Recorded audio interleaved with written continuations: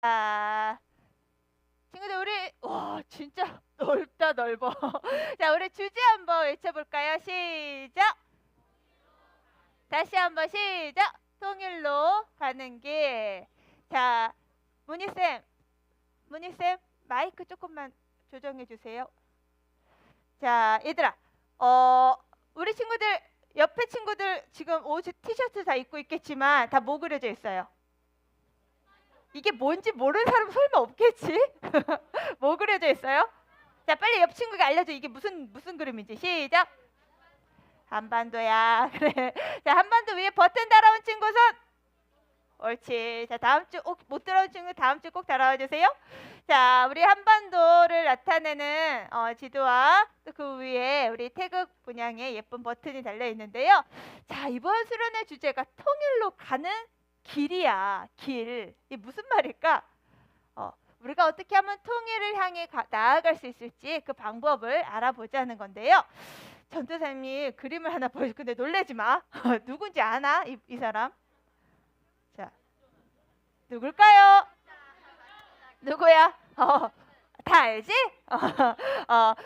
북한 김정은 위원장이죠. 자, 작년부터 코로나로 인해서요. 전 세계적으로 지금 팬데믹이라 할 정도로 굉장히 어려운 상황을 겪고 있지만 그 가운데서도 이 북한 진짜 만만치 않게 어려운 상황 속에 지금 있다고 해요. 최근 북한 그 김정은 위원장이 눈에 띄게 살이 빠진 모습을 이거 전도사님이 축소한 게 아니라 사진을 축소한 게 아니라 이렇게 좁힌 게 아니라 진짜로 이렇게 살이 빠진 140kg 정도 나갔대요. 근데 90kg까지 빠졌다는 얘기가 있어. 아무튼 이렇게 엄청난 몸무게 감량의 모습을 보여주어서 이슈가 최근에 되고 있는데요. 이 북한 뉴스와 여러 매체들에서 이런 이 김정은 위원장의 살 빠진 모습을 이렇게 공식적으로 지금 막 보여주고 있어요. 지난 25일에 조선중앙TV 이게 뭘까? 북한 뉴스야. 북한 뉴스. 조선중앙TV에서 이렇게 보도했어. 경애하는 총비서 동지께서 수척한 모습을 보실 때 우리 인민들은 제일 가슴 아팠다는 거 모든 사람들이 다 말합니다. 눈물이 저절로 나온다고 하면서 이렇게 보도를 했어요. 보도된 바와 같이 지금 북한 김정은 위원장은요. 코로나로 인해서 더욱 어려워진 주민들의 식량난이 뭐야? 먹을 게 없다고. 굶고 있다고 이 상황들을 걱정하고 있다고 해요. 그래놓고 본인이 막 140kg 막 이러면 안 되잖아. 진정성이 없어 보이잖아. 이 140kg를 쪄가지고 이렇게 국민들을 막 위로한답시면 진정성이 안 느껴지니까 그래서 이렇게 살을 빼는 이런 통치를 지금 펼치고 있대요. 이걸 이름하여 살까기 통치라고 불러요. 뭐라고? 뭘까기? 알까기도 아니고 뭘까기? 살까기. 얘들 살까기란 말 혹시 들어봤어요? 잘 못 들어봤지? 살까기가 뭔 줄 알아, 얘들아? 살을 까? 살까기가 뭐냐면 바로 다이어트, 북한의 다이어트의 그 표현을 살까기 혹은 몸까기라고 한대요.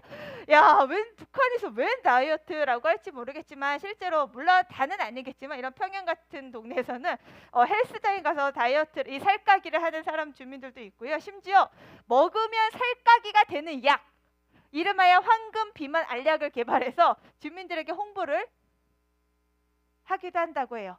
소리 좀 잡아주세요. 방송실. 네. 그런데 전도사님은 이 뉴스를 보면서요. 살까기? 야, 살까기가 뭐야? 막 그러면서 웃음이 한바탕 나기도 했는데 한편 마음이 좀 어려워지기도 했어요. 안타까워지기도 했어요. 북한의 이 식량 부족난으로 인해서 얼마나 상황이 안 좋으면 최고 통치자인 이 위원장까지 살 뺀 모습으로 등장을 할까? 김정은 위원장이 안타깝다는 게 아니라 이 북한 주민들이 얼마나 고통을 당하고 있을까 생각하니까 마음이 너무 무거워지더라고요. 북한은 지난해 태풍 피해가 어마어마했거든요. 뿐만 아니라 이 코로나 사태가 너무나 장기화되면서 식량 수급이 원활치 않아요. 원래 북한은 이렇게 해외에서 음식을 조달해서 이렇게 받기도 했는데 이런 상황들도 막혀 있고 너무나 심각한 상태예요. 지금 북한은 우리가 당장 가서 도와줄 수 있는 것도 아니죠. 왜요? 뭐 때문이죠? 우리가 북한하고 쉽게 교류할 수 있나요? 왜요? 뭐 때문에 그래요? 이 현실 때문에 그렇죠. 맘만 먹으면 우리 코로나 상황 속에서 우리는 이웃들하고 물품을 나누는 거 이런 거 많이 했는데 그죠? 근데 우리 북한의 상황을 알면서도 북한에 가서는 이렇게 물물 교환이 쉽지 않단 말이야. 왜 그래요? 이게 무슨 그림이에요, 얘들아? 3·8선 거제는 거 이게 무슨 현실이야? 분단의 현실이라고. 우리 분단 국가잖아요, 그죠? 나라가 쪼개졌어, 나뉘어졌어. 저 안타까운 우리 현실을 우리는 지금 계속 보내고 있단 말이에요. 자, 이런 상황 속에서 전사님은 식량도 전하지 못하고 그렇다고 복음도 마음껏 전하지도 못하는 이 상황이 마치 숙제를 과제를 다 해결하지 못해서 끙끙거리는 그런 답답한 마음으로 채 남아져 있어요. 왜냐하면 사실 북한은 남의 나라가 아니죠. 북한이 남의 나라예요? 우리 나라잖아, 그죠? 우리 원래 한민족이잖아. 그래서 한반도잖아요, 그죠? 그래서 너무나 가슴이 답답하고 안타까웠어요. 그 살까기 통치 그 뉴스를 보면서요. 자, 근데 오늘 우리가 살펴본 로마서 본문에서도요, 우리와 같은 비슷한 심정을 가진 사람이 나오더라고요. 누군지 우리 함께 말씀 같이 읽어보겠습니다. 시작! 그러므로 또한 내가 너희에게 가려 하던 것이 여러 번 막혔더니. 아멘. 오늘 본문에서 사도 바울이 등장해요. 이 사도 바울은 로마를 향해 복음을 전하러 가려고 했지만 길이 뚫렸다고요? 막혔다고요? 막혔다고 해요. 바울은 로마 교회로 가서 성도들과 함께 교제를 하면서 성도들을 위로하고 싶었지만 뜻대로 되지 않았다라고 말하고 있어요. 그래서 너무너무 보고 싶은데 다가서지 못하니 그 당시 우리 지금 같은 경우는 SNS 핸드폰 인터넷이 열려 있지만 이 바울 사도가 살고 있던 그 시대에 유일한 소통 방법은 바로 편지였어요. 그래서 로마 교인들을 향한 그 바울의 마음을 전달해준 책이 뭐냐? 오늘 우리가 읽은 로마서가 되는 거죠. 자, 그러면 얘들아, 바울은 과연 그토록 열망하고 우리가 정말 북한이 뚫려서 가고 싶은 것처럼 과연 로마를 향해 갈 수 있었을까요? 그의 소원이, 소망이 성취되어 있을까요? 과연 오늘 본문을 통해서 하나님의 꿈이자 또 사도 바울의 소망인 이 로마 선교가 어떻게 이루어지는지 우리가 함께 살펴보고 우리 역시 우리의 소원, 우리의 소망, 이 통일, 이 북한 선교는 어떻게 이루어질 수 있을지 우리가 함께 말씀을 나누면서 은혜를 누리기 바랍니다. 자, 첫 번째 따라해 봅시다. 하나님의 선교는 다시 한번 하나님의 선교는 하나님이 이루신다. 다시 한번 하나님이 이루신다. 하나님의 선교는 하나님이 이루신다는 거예요. 자, 바울은요 선교 여행을, 전도 여행을 다니면서 복음을 정말 열심히 전했어요. 여러분, 하나님이 약속하신 대로 예수님을 우리에게 보내주셨습니다. 구약에서 말씀하신 그 메시아가 바로 예수님이에요. 여러분, 예수님을 믿고 죄사함과 구원을 받으세요 라면서 정말 열심히 예수님 믿고 나서 열심히 복음을 전하는 복음 선교사로 살았죠. 그러나 어떤 사람들은요 이런 바울의 복음을 듣고 바울의 복음을 전파하는 것에 대해서 오히려 핍박하고 바울을 내쫓으려는 그런 유대인들도 참 많았어요. 반면에 그 가운데서도 내가 죄인이라고? 내가 구원받아야 된다고? 하면서 예수님을 영접하고 받아들이면서 정말 그런 사람들과 함께 복음을 듣고 믿은 사람들이 자기들끼리 교회를 함께 세워가는 그런 놀라운 역사들도 일어났죠. 이렇게 바울은 예수님의 복음을 듣고 예수님을 영접한 사람들로 구성된 그 교회 사람들을 너무나 사랑했어요.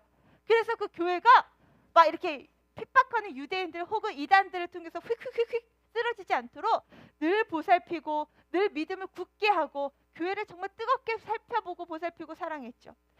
그런데 그 가운데 그 많은 교회들 중에서 사도 바울이 너무너무 가고 싶은 교회가 무슨 교회였다고요?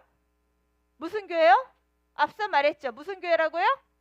로마 교회라고요. 로마에 있는 교회예요. 자, 근데 바울이 도대체 왜 그 많은 세운 교회들 중에 왜 그토록 로마 교회를 가고 싶어 했냐라고 보니까 로마서 1장 11절에 이렇게 나와요. 우리 5학년 친구들 한번 읽어봅시다. 시작! 내가 너희 보기를 간절히 원하는 것은 어떤 신령한 은사를 너희에게 나누어 주어 너희를 견고하게 하려 함이니. 아멘. 자, 얘들아 봐요. 내가 로마 교회를 너무나 가고 싶은데 그 이유가 뭐냐면 너희에게 뭘 주려고요? 어떤 신령한 은사를 주려고 한대요. 그래서 그 신령한 은사가 있으면 그 교회가 아주 튼튼해진대요. 어떤 상황에서도 무너지지 않는데요. 그러면 과연 이 신령한 은사가 뭘까요, 얘들아? 너희들 매주 이렇게 은사 발표하는 이런 은사일까? 어떤 은사일까? 자, 그것도 바로 그 1장 15절에 답이 나와 있어요. 우리 6학년 친구들이 한번 읽어봅시다. 시작!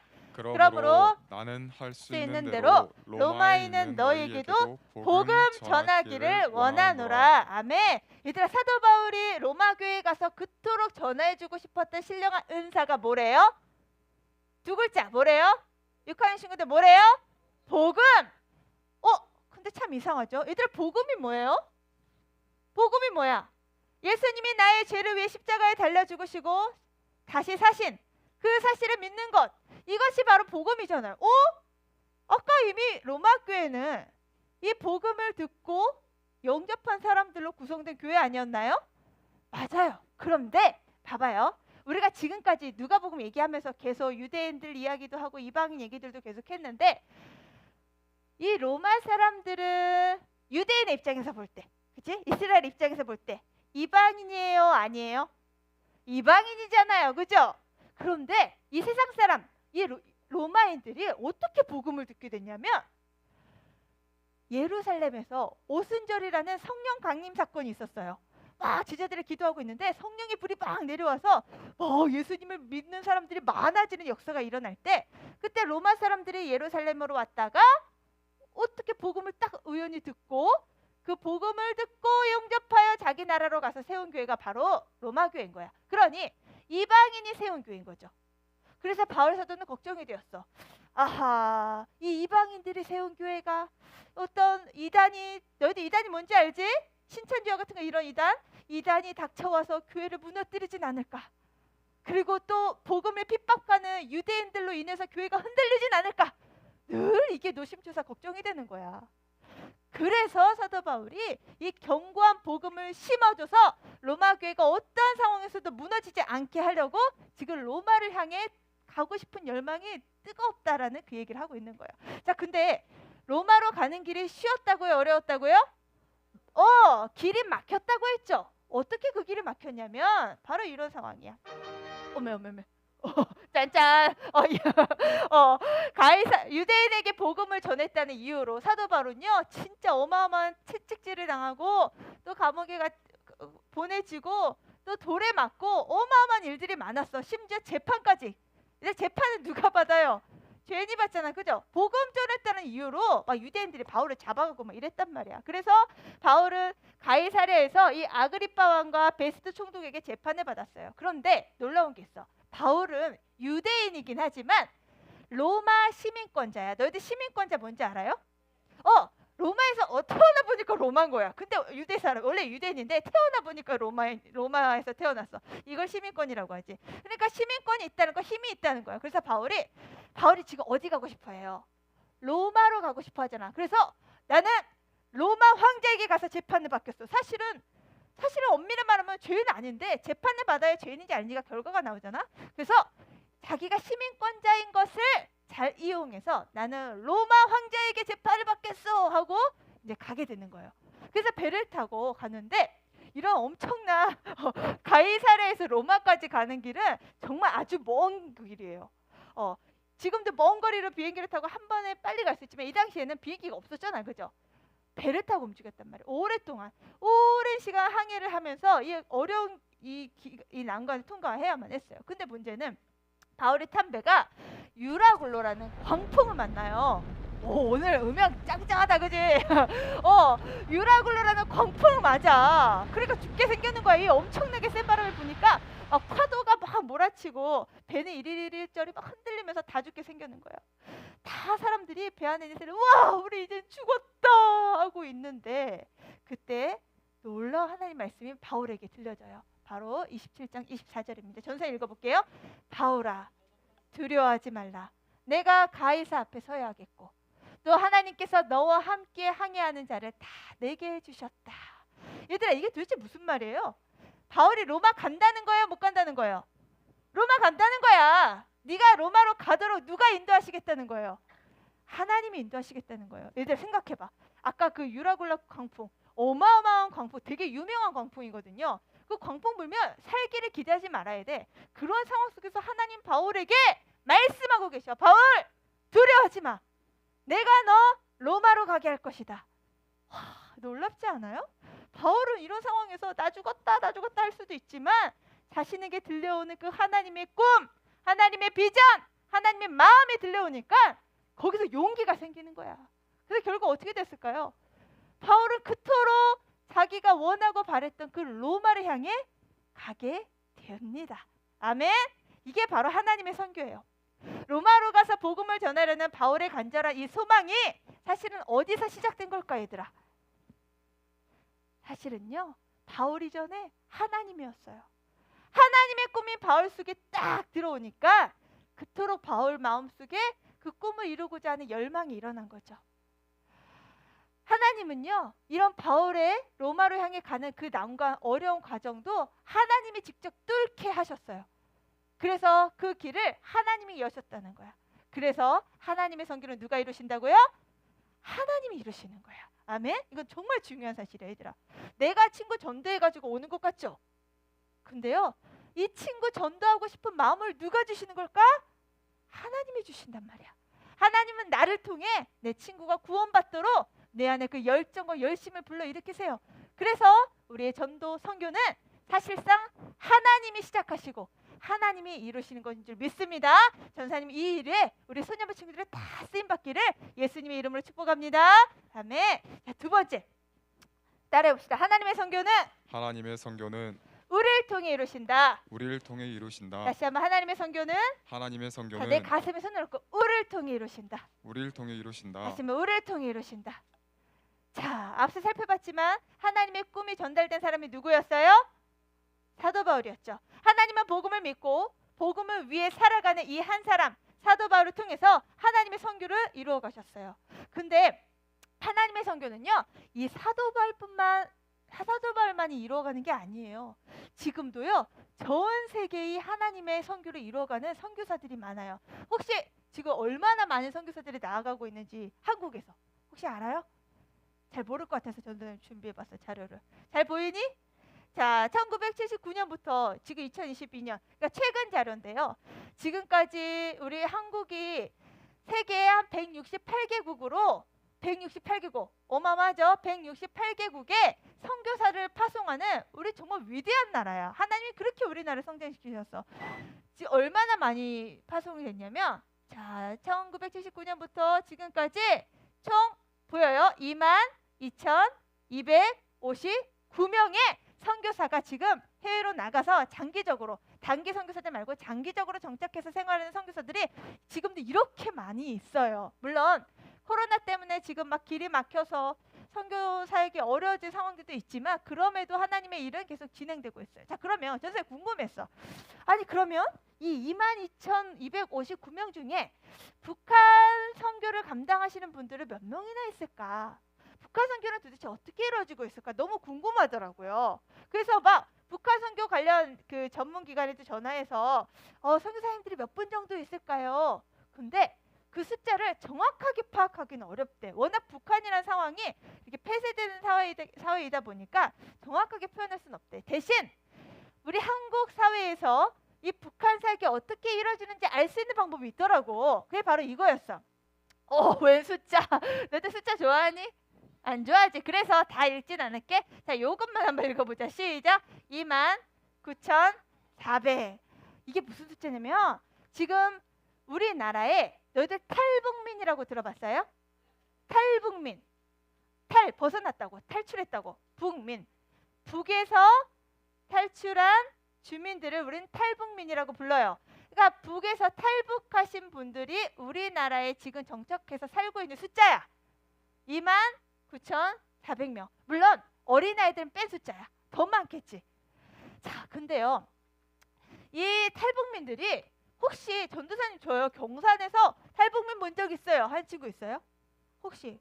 거의 없죠? 학교에서도 잘 보기 어려울 거야, 그죠? 그런데 의외로 많이 있어요, 경산에도. 이미 우리는 북한 사람들과 함께 지금 생활하고 있다는 거야. 심지어 이 탈북민들을 대상으로 이 탈북민들을 섬기는 교회들이 전국에 몇 개 있는 줄 알아요? 전사님 너희들한테 알려줄게.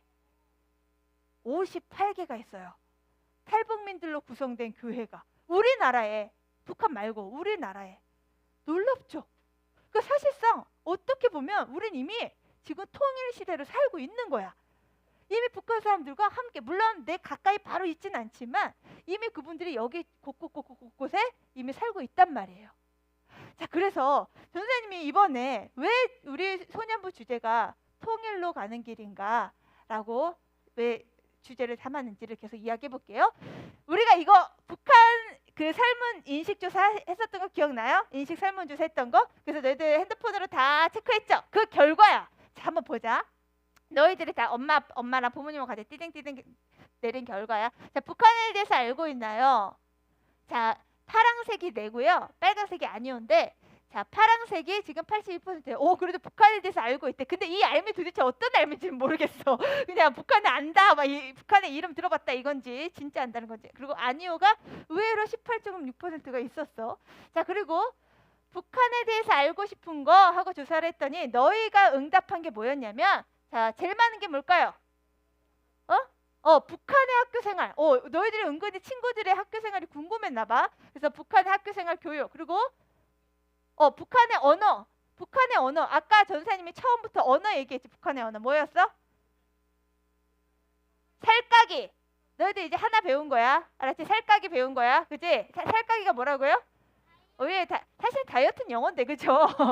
이 다이어트를 북한에서 살까기라. 이렇게 언어가, 너희들 지금 우리가 북한 친구를 이렇게 만나면 대화를 하면 대화가 좀 안 될 수도 있어. 의외로 너무 많이 달라. 야, 누굴 불러볼까? 유지야, 너 요즘 살까기 하니? 막 이렇게 집가져서 얘기해. 뭐 살을까? 무슨 소리야? 이렇게 얘기가 된단 말이야.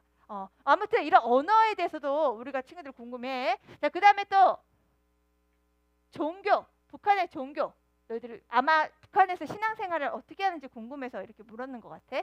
북한의 의식주가 뭐예요, 얘들아? 먹는 거, 입는 거, 자는 거, 뭐 이런 거. 우리 문화, 생활 통틀어서 의식주. 그다음에 북한의 대중문화. 북한에 아이돌 있어요? 막 너희들 이런 거 묻던데. 아무튼 이런 것들이 너희들이 알고 싶어 한다라는 결론이 나왔고요. 자, 통일에 대한 생각. 의외로가 아니라 78.3%는 통일을 찬성한다였고, 나머지 한 21%는 싫어요 라고 응답을 내렸어. 왜 좋은지 왜 싫은지는 우리가 점차 좀 알아가면 좋겠고, 마지막 우리나라가 어떻게 분단되었는지를 아나요? 했더니 8대 2야.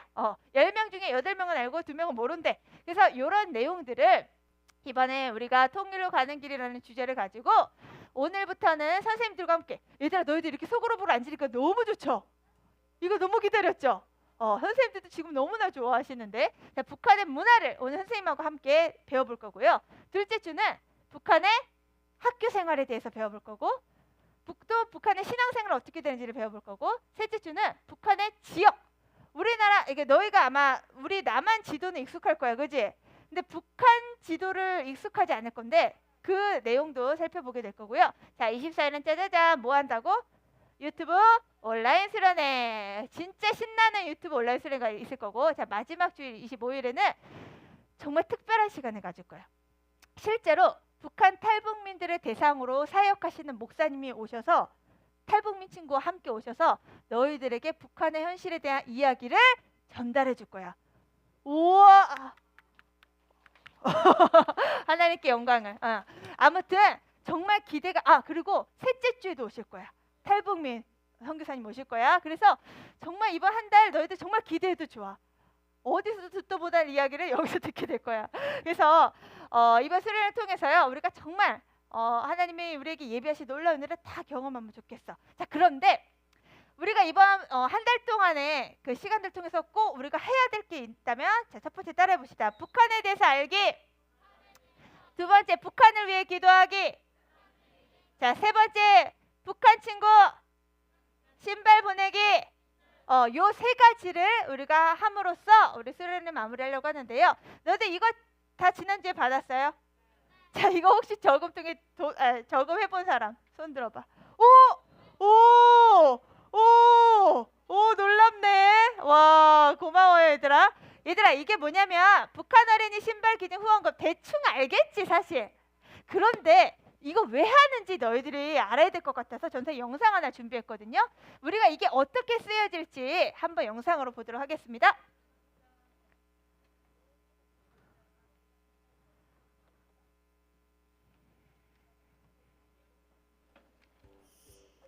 우리의 신발장에는 많은 신발들이 있습니다.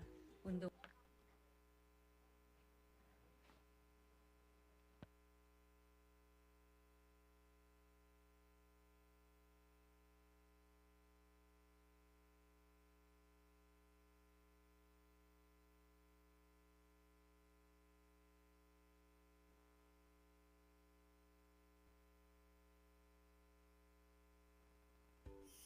우리의 신발장에는 많은 신발들이 있습니다.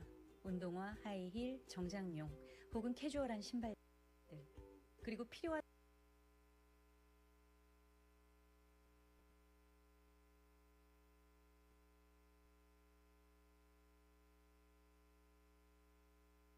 자, 영상이 준비될 동안 얘들아, 우리 우리의 이거 신발장 어떻게 저금하면 정말 의미 있을까?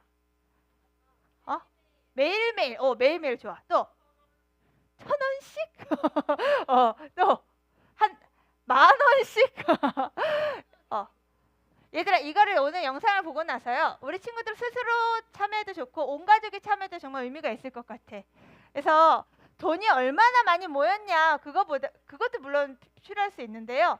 진짜 내가 북한 친구를 생각하면서 오늘 보게 될 영상, 북한 친구를 생각하면서 이거를 매일 내가, 너희들 사실 인터넷 쓰는 거 다 돈이잖아, 그지? 핸드폰 쓰는 거 다 돈이잖아, 그지? 아, 그래, 오늘 핸드폰 내가 좀 절약해야겠다. 절약한 돈으로 여기다 넣어야겠다. 혹은 내가 간식 막 이렇게 무절제하게 먹었던 거 좀 줄여서 여기다 넣어야겠다. 좀 의미를 담아서 저금통을 잘 활용하면 좋겠어요. 에는 많은 신발들이 있습니다. 운동화, 하이힐, 정장용 혹은 캐주얼한 신발들 그리고 필요한 상황에 따라 다르게 신을 수 있는 많은 종류의 신발들이 있습니다. 우리가 이렇게 어떤 옷에 어떤 신발을 맞추어 신을까 고민하고 있을 때 이 세상의 어느 곳에서는 한 켤레에 제대로 된 신발이 없어 고민하는 사람들도 있습니다. 그 중에는 수많은 어린이들도 포함되어 있습니다. 많은 북녘의 어린이들도 예외는 아닙니다. 그 아이들은 얇은 신발 한 켤레로 영하 30도 이하까지 내려가는 혹독한 겨울을 견뎌야 하는 현실에 처해 있습니다. 저희 선양하나재단은 2010년부터 북녘의 어린이들이 따뜻한 겨울을 보낼 수 있도록 겨울 방한 부츠와 여러 종류의 다른 신발들을 북한의 11개 지역에 있는 타가소와 소학교 등에 지속적으로 기증해 매년 평균 12,000명의 어린이들이 신발을 받았습니다. 앞으로도 더 많은 어린이들에게 신발을 기증하려는 목표를 세우고 있습니다. 여러분의 작은 도움의 손길을 통해 이 일은 이루어질 것입니다. 한 켤레의 신발이면 북녘의 어린이를 보호하며 건강하게 자랄 수 있게 해줍니다. 한 켤레의 가격은 제작부터 배송까지를 다 포함합니다. 여러분들이 저희와 함께 이 선한 일에 동참하신다면 이 일을 통해 북녘의 어린이들은 밝고 건강한 미래를 꿈꿀 수 있을 것입니다. 북한 어린이들을 사랑함으로 이웃을 사랑하라는 말씀을 실천합시다.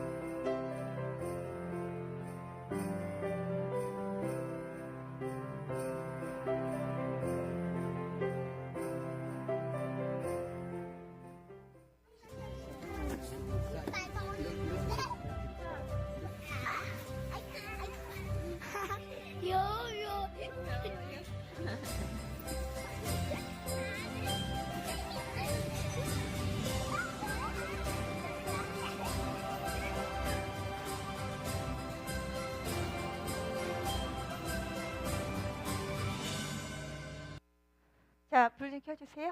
자, 얘들아 잘 봤지요?